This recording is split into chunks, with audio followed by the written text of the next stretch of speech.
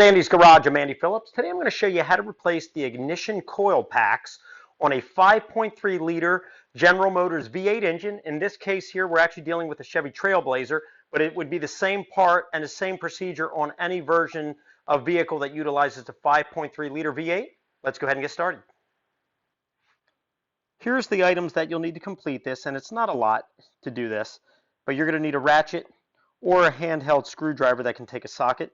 And you'll need a 7mm socket, and that's to remove the bolts holding on the ignition coil packs. You will need a T30 Torx bit so you can remove the Torx screw on the top of the intake canister, so you can get that out of the way. That helps. Then you also need a flathead screwdriver to remove the hose clamps, and then last but not least, you will need your replacement ignition coil packs. In this case here, we're replacing all 8, which is what I would recommend. I know some people will just replace one if it's faulty, but you really want to get all of them out of there, especially in the case of what we're dealing with here where they've been on there for a while, so they're definitely in need of replacing. And here's the ignition coil pack here. I picked a set of all 8 of them up online. I'll put the information along the bottom. They are not the top of the line, but since the vehicle I'm working on is older, has almost 200,000 miles, I'm not going to be putting top of the line in there. I don't know how long it's going to last. But there's different quality ones that you can get, but the ones here I got were fairly inexpensive, and the information's along the bottom. You have a total of 8 of these. You have 4 on this side, and then you have 4 on the other side. And basically they're held on, as you can see right here, you have one 7mm bolt there, one there. So that's all that holds them on is 2 bolts, one on each side. Then you do have your ignition cable boot going on the bottom that you have to remove, and then you have the electric harness up top that has to be unplugged, and that's it. Unplug that, remove the boot, take the 2 bolts off, pop it out, put the new one in. It's as simple as that. This side here, it's pretty easy to get to all of them. The other side, let's head over there and I'll show you. It's a little bit tricky because of the way they're positioned. Coming along on this side here, there's one right there. Then you've got another one tucked back here, and another one here, and one all the way back there. So it gets a little tricky here near this line here, and then with this one that's tucked right back there. So we're going to go ahead, we're going to remove this intake right here off. You have hose clamp here, and then one at the throttle body right here that have to come off, and then you have up top, which is right there. That's the T30 Torx is where you're going to need the bit for that. So let's go ahead and take this off, and then we'll be back. All right. We'll set that over to the side here, and now we have access here. Let's get a close-up so I can show you better what we're looking at. So coming in now, you get a better shot here. Here's your fuel rail, which, by the way, if you are interested in changing out the fuel injectors on a 5.3 liter V8, you can check out my video via the link above. I'll also have it down in the description where I go in depth on how to do that. But we can see our ignition coils. Here's one here, one there, and then one all the way back there. So that's what we're dealing with. And you can see some of them, like that one there, look very rough. Definitely in need of changing. Now, this particular vehicle has almost 200,000 miles on it, and to my knowledge, these are the original ignition coil packs. Normally, you want to be changing them out at around 75 to 100,000. That way, they're functioning at the like peak performance. Now, one of the indications that these need to be swapped out is we're getting random misfires all across the board, so it's not a specific cylinder, which is an indication. And then one of them on cylinder 3 is making a slight ticking noise, and I was trying to pinpoint it, and when I used the stethoscope on it, it's coming directly from that ignition coil pack. Now, a lot of people will say, well, there's nothing inside of it that would make it, get loose and rattling and clicking, and that's true. However, sometimes if there's arcing inside, if they're starting to fail, you will get that electric kind of clicking sound, which is, I think, what we're hearing. So we're just going to go ahead and swap them all out just because it's more than beyond the time that they should have been changed out. So we're going to go ahead and start removing these so we can put the new ones in and fire it up. We're going to start by disconnecting the battery.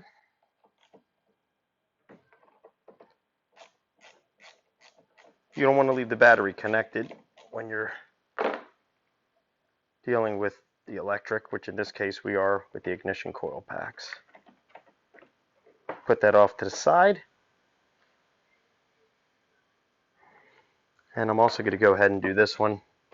I know really just one is good enough, but just to play it safe, because I don't want that thing popping back in place and accidentally landing on it. So we're going to go ahead and remove both.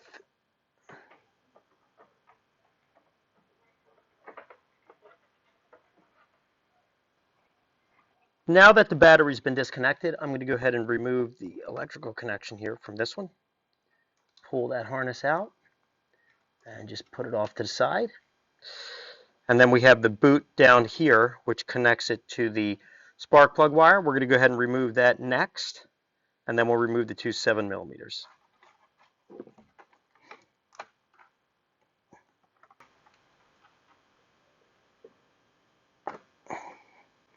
Set that off to the side, and then now we can just take off the two 7mm.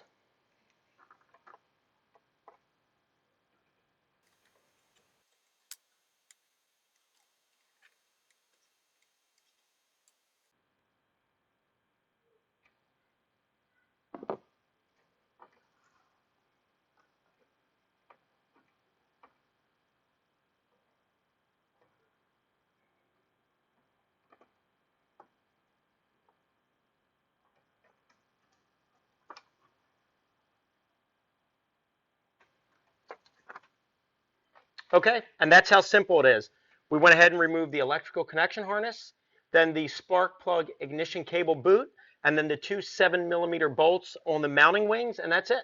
So what we're going to do now, I'm going to go through, we're going to remove the rest of the other 7, and then we'll be back at that point to start putting the new ones on. And here you can see, this is the one that we just took off, and then this is the new one going on. And you can see this one here is definitely seen better days. Like I said, that is the original one. So you also have these here. And just kind of doing a comparison there, you can see that.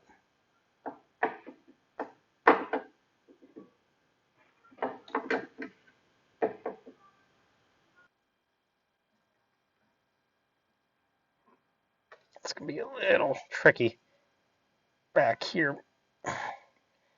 Gotta kind of work it off.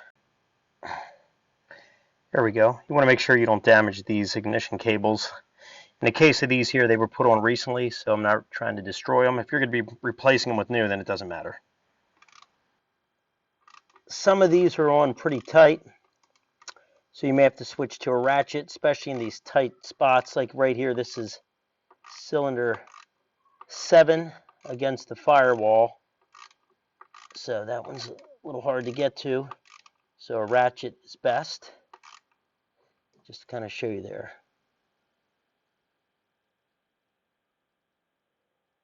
Show you there what we're dealing with.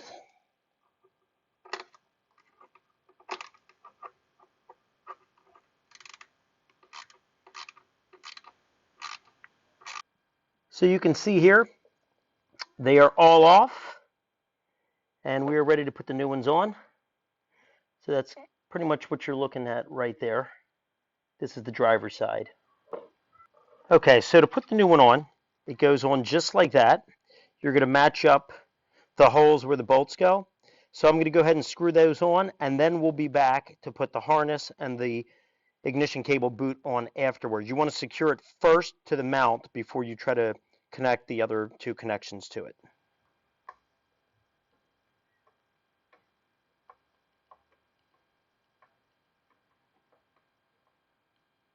Okay.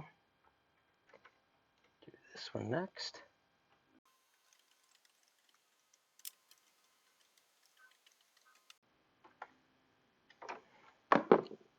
Okay, so we're good with that. Take this one here. That's connected. And then now we'll come down and get the ignition cable boot. Slide it here.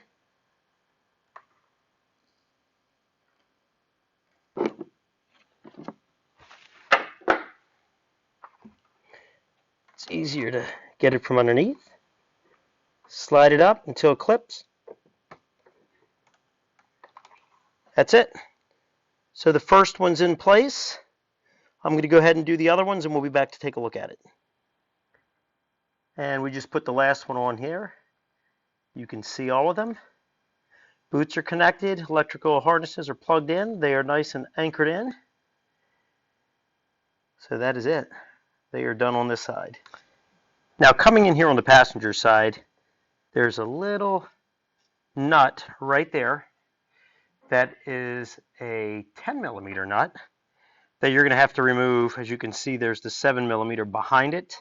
Now the good thing is about removing that is that's holding the bracket for these lines here.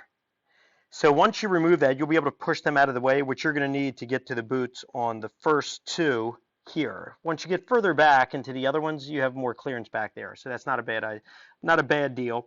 So I'm going to go ahead and remove that, and then we're going to pull the boot off, and then we'll keep plugging along. And one other thing, you are going to need an extension. What I have here is a 6-inch extension.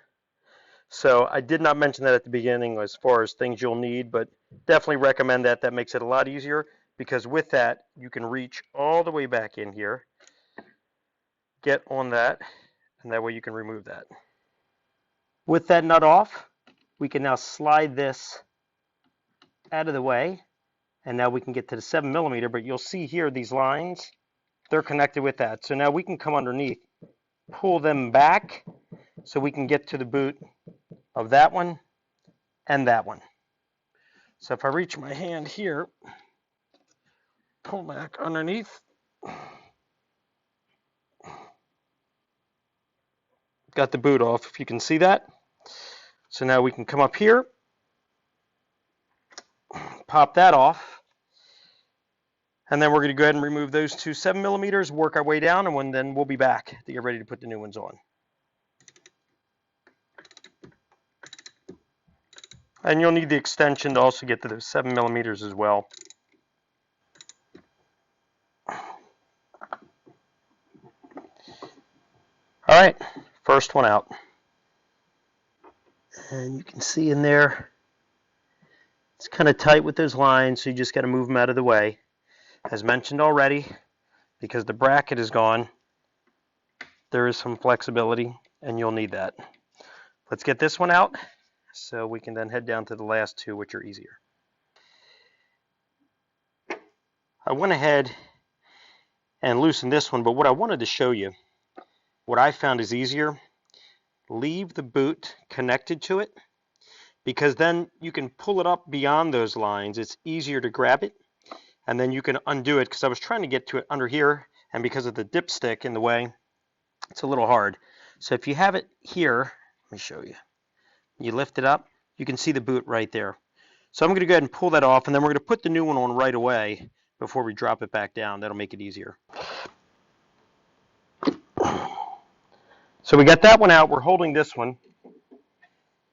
We're going to bring the new one, plug it right in while that's still there so we don't lose that. Work that in until we hear it lock. There we go. And now that the boot has been put on, I went ahead and attached the harness. So now we're going to go ahead and bolt that one back on. And then we'll move on to the other ones, and we'll be back once they're all on. Okay, so we're moving on to the last two back here against the firewall. And because of this line right here, you're going to need a very small low-profile ratchet to get to that right side 7 millimeter. The other ones are easy, but this one's tucked right behind here. So what you're going to do is just kind of work it like that. And for putting it back in, we'll have to be the same way as well. And I'll get a view of it so you can see what we're dealing with. And that's how tight it is against there, so you can get a glimpse of it. Once you have that loose enough with the ratchet, then you can come in here with your hand and get it.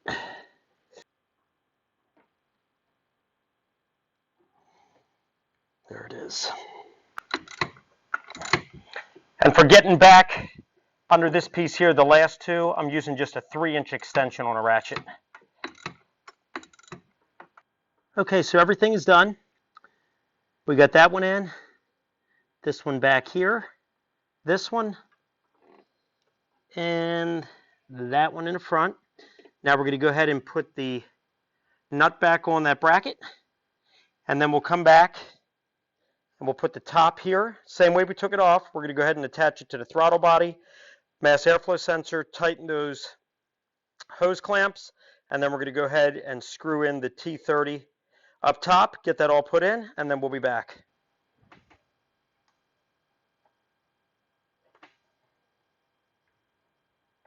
Okay, that's been tightened, that one's been tightened, and we went ahead and tightened up that. So everything is now on. Let's go ahead and fire it up and see how it is. Don't forget to go ahead and reconnect your battery terminals.